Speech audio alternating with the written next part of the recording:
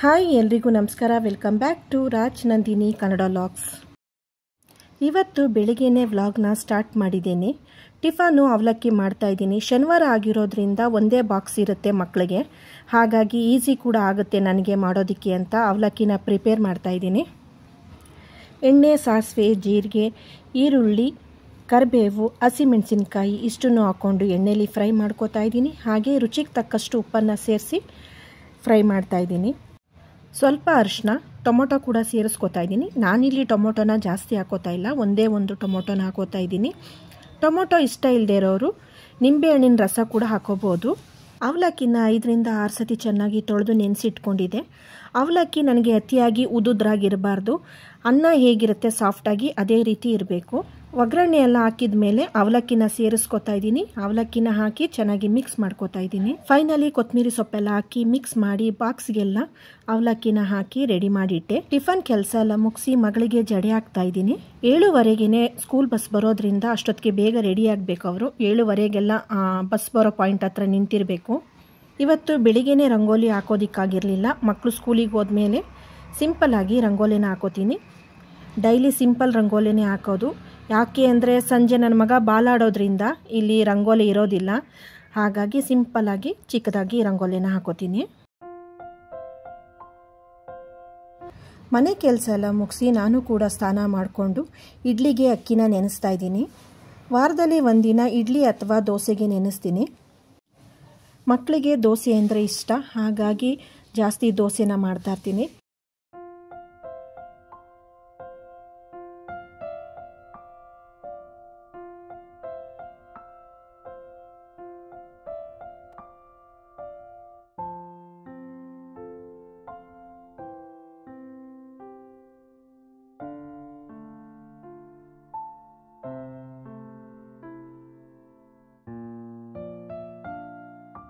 Rice ಏನಾದರೂ ಮಿಕ್ಕಿದ್ರೆ ಅವಲಕ್ಕಿನ ನೆನೆಸೋದಕ್ಕೆ ಹೋಗೋದಿಲ್ಲ, ರೈಸನ್ನೇ ಸೇರಿಸಿ ರುಬ್ಬಿಡ್ತೀನಿ. ರೈಸ್ ಹಾಕಿದ್ರೂ ಕೂಡ ಇಡ್ಲಿ ಸಾಫ್ಟಾಗಿ ಚೆನ್ನಾಗಿ ಬರುತ್ತೆ. ಹಾಗೆ ಆಯುಧ ಪೂಜೆದು ಕಡಲೆಪುರಿ ಉಳಿದಿತ್ತು, ಅದನ್ನು ಒಗ್ಗರಣೆ ಹಾಕೋಣ ಅಂತ ರೆಡಿ ಮಾಡ್ಕೋತಾ ಇದ್ದೀನಿ. ಕಾಫಿ, ಟೀಗೆ ಸ್ನ್ಯಾಕ್ಸ್ ಥರ ಸಂಜೆ ಹೊತ್ತು ತಿನ್ನೋದಕ್ಕೆ ಚೆನ್ನಾಗಿರುತ್ತೆ ಅಂತ ಕಡಲೆಪುರಿ ಒಗ್ಗರಣೆ ಹಾಕೋದಕ್ಕೆ ಅಂತ ರೆಡಿ ಮಾಡ್ಕೋತಾ ಇದ್ದೀನಿ.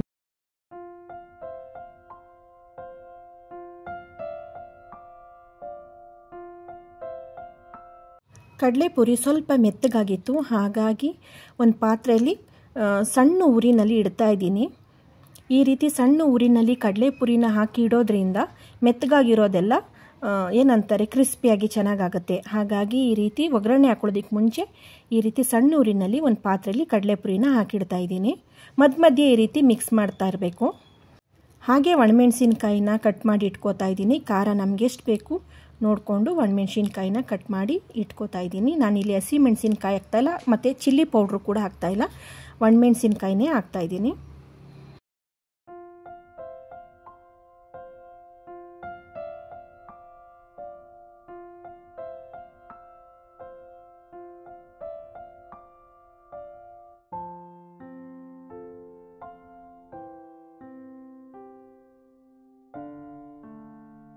ಕರಿಬೇವನ್ನ ಜಾಸ್ತಿ ತಗೋತಾ ಇದ್ದೀನಿ. ಒಗ್ಗರಣೆಯಲ್ಲಿ ಕರಿಬೇವು ಕ್ರಿಸ್ಪಿಯಾಗಿ ಚೆನ್ನಾಗಿರುತ್ತೆ. ಕಡಲೆಪುರಿ ಜೊತೆಯಲ್ಲಿ ಕರಿಬೇವು ತಿಂತಾ ಇದ್ರೆ ಚೆನ್ನಾಗಿರುತ್ತೆ, ಹಾಗಾಗಿ ಜಾಸ್ತಿ ತಗೊಂಡಿದ್ದೀನಿ. ಹಾಗೆ ಬೆಳ್ಳುಳ್ಳಿ ಕೂಡ ಬಿಡಿಸಿಟ್ಕೋತಾ ಇದ್ದೀನಿ.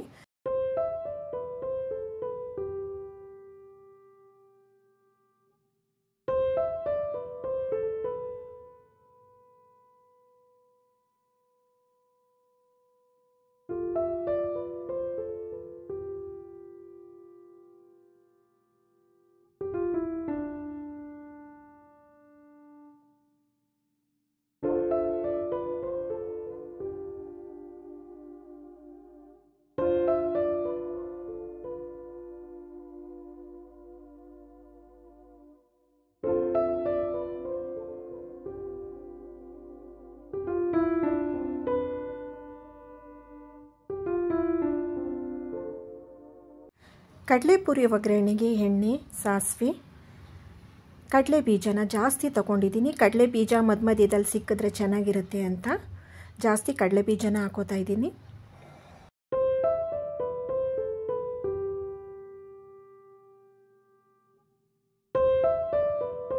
ಹಾಗೆ ಒಣಮೆಣಸಿನಕಾಯಿ, ಕರಿಬೇವು, ಬೆಳ್ಳುಳ್ಳಿ ಇಷ್ಟನ್ನು ಹಾಕ್ಕೊಂಡು ಫ್ರೈ ಮಾಡ್ಕೊತಿದ್ದೀನಿ. ಸ್ವಲ್ಪ ಇಂಗು ಕೂಡ ಹಾಕೋತಾ ಇದ್ದೀನಿ. ಇಂಗು ಹಾಕ್ಕೊಂಡ್ರೆ ಚೆನ್ನಾಗಿರುತ್ತೆ, ಹಾಗಾಗಿ ಇಂಗನ್ನು ಕೂಡ ಹಾಕೋತಾ ಇದ್ದೀನಿ.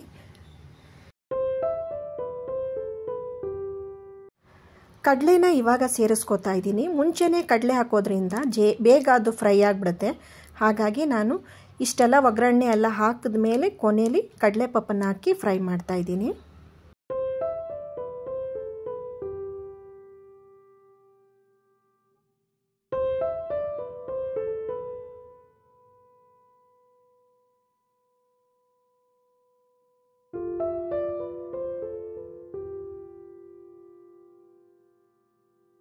ಸ್ವಲ್ಪ ಅರಿಶಿನ ಪುಡಿ ಸೇರಿಸಿ ಮಿಕ್ಸ್ ಮಾಡಿ ಪೂರಿಗೆ ಒಗ್ಗರಣೆನ ಸೇರಿಸಿ ಚೆನ್ನಾಗಿ ಮಿಕ್ಸ್ ಮಾಡ್ತಾ ಇದ್ದೀನಿ.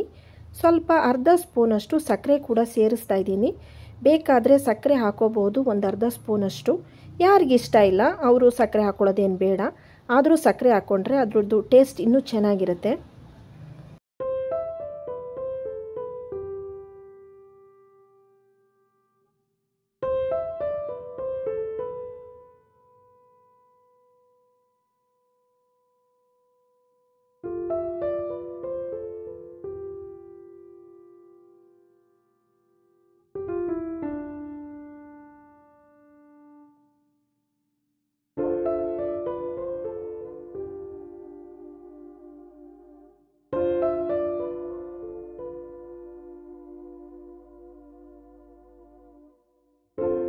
ಕಡಲೆಪೂರಿ ಒಗ್ಗರಣೆ ಕೂಡ ರೆಡಿ ಆಯಿತು. ಸಂಜೆ ಡ್ರೈವಿಂಗ್ ಕ್ಲಾಸಿಂದ ಕಾರ್ ಕೂಡ ಬಂತು, ಕಾರ್ ಕಲಿತಾ ಇದ್ದೀನಿ. ಡ್ರೈವಿಂಗ್ಗೆ ಅಂತ ಹೊರಟೆ.